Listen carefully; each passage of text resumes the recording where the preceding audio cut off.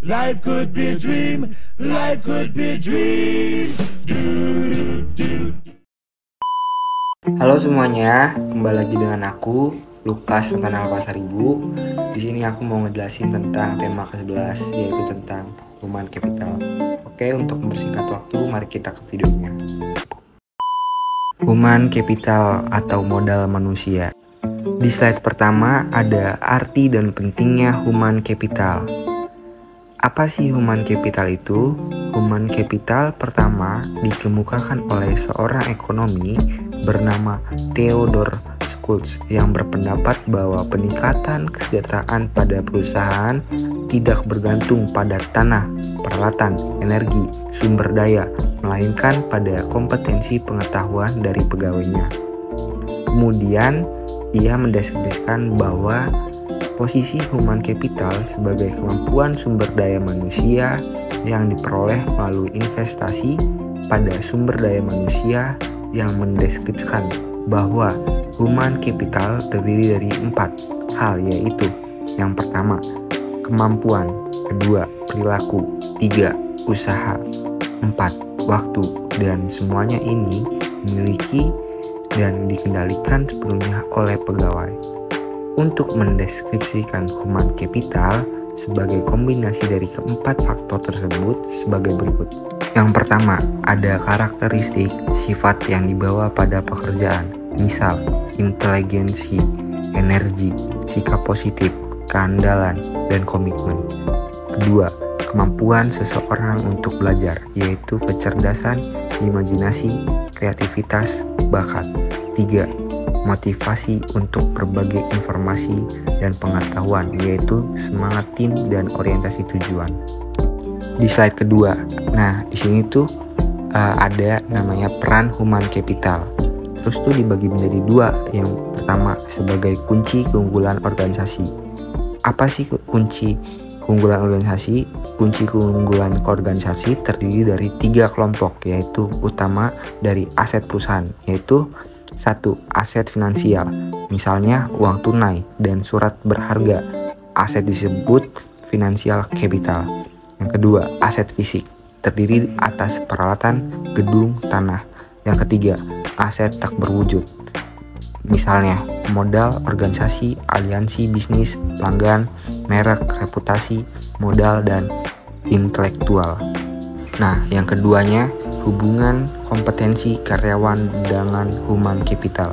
Itu adalah dalam meningkatkan kompetisi karyawan. Tantangan utama yang harus diperhatikan yaitu kompetensi harus sesuai dengan strategi bisnis, dan kompetensi perlu diciptakan melalui lebih dari satu mekanisme. 5 cara untuk meningkatkan kompetensi karyawan, yaitu 5B. Yang pertama, buy, itu membeli, mengganti SDM yang lama dengan yang baru dan memiliki kualitas yang lebih baik. Yang kedua, membangun, investasi dilakukan terhadap SDM untuk meningkatkan kualitas menjadi baik. Yang ketiga, meminjam, menggunakan konsultan atau partner efektif, memungkinkan berbagai pengetahuan dan desain kerja baru. Yang keempat, melambung, perusahaan harus mengeluarkan karyawan yang bekerja di bawah standar. Yang kelima, mengikat karyawan jangan keluar, merupakan tindakan kritis pada semua tingkatan. Di slide ketiga ada transformasi peran divisi SDM. Model konseptual yang dikemukakan oleh Ulrich menggambarkan bahwa transformasi divisi peran SDM yang didasarkan pada 2 dimensi utama, yaitu dimensi operasional dan dimensi strategik. Dari 2 dimensi ini muncullah 4 peran SDM, yakni strategi partner, yaitu departemen SDM harus mampu menjadi partner bagi manajer lini dan manajemen lainnya dalam mengeksekusi strategi dan membantu merealisasikan perencanaan. Yang kedua, administratif expert, membantu tercapainya efisiensi administratif dan memastikan bahwa kos dapat dikurangi dan kualitas tetap terjaga secara kontinu. Yang ketiga, employee champion, Departemen SDM harus dapat menunjukkan komitmen terhadap manajemen pada waktu yang sama, berusaha meningkatkan kontribusi karyawan lebih besar. Yang keempat, change agent. Departemen SDM harus dapat menjadi agen perubahan yang kontinu, membantu proses-proses dan kultur secara bersama, meningkatkan kapasitas organisasi untuk lebih baik. Selanjutnya, tingkat kompetensi dalam sistem pengukuran human capital. Di sini tuh dibagi menjadi 3. Yang pertama, activity level, yaitu pengukuran aktivitas rutin SDM seperti rekrutmen, pemberhentian, promosi, dan lain-lain untuk syarat laporan internal. Yang kedua, functional level, yaitu kolaborasi dengan unit fungsional organisasi, misal divisi dalam mengukur aktivitas, mengumpulkan dan menerjemahkan data, dan mengambil tindakan koleksi. Yang ketiga, strategic level, yaitu tingkatan analisis tertinggi sehingga dapat memberikan gambaran perusahaan secara penuh, memberikan pemahaman hubungan antara SDM, strategi, dan kinerja.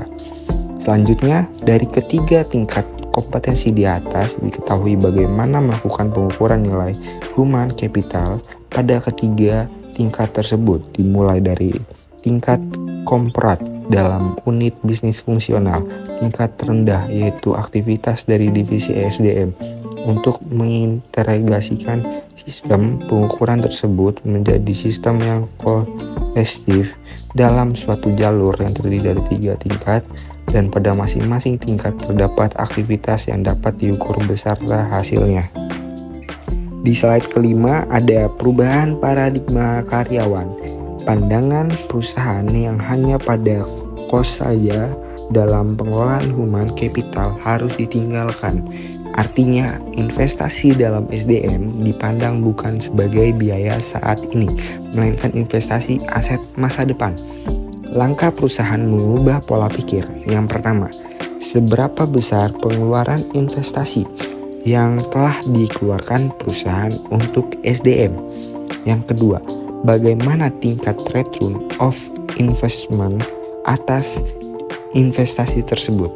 Yang ketiga, dapatkah dari beberapa investasi tersebut dialokasikan kembali untuk mendapatkan ROI yang lebih baik.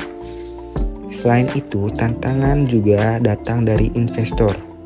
Jika mereka membutuhkan informasi dan membuat keputusan tentang SDM, sehingga mereka memiliki gambaran perusahaan komprehensif di dalam dapat memprediksikan kemampuan perusahaan dalam menciptakan nilai di masa depan. Di slide terakhir, mengidentifikasikan human capital.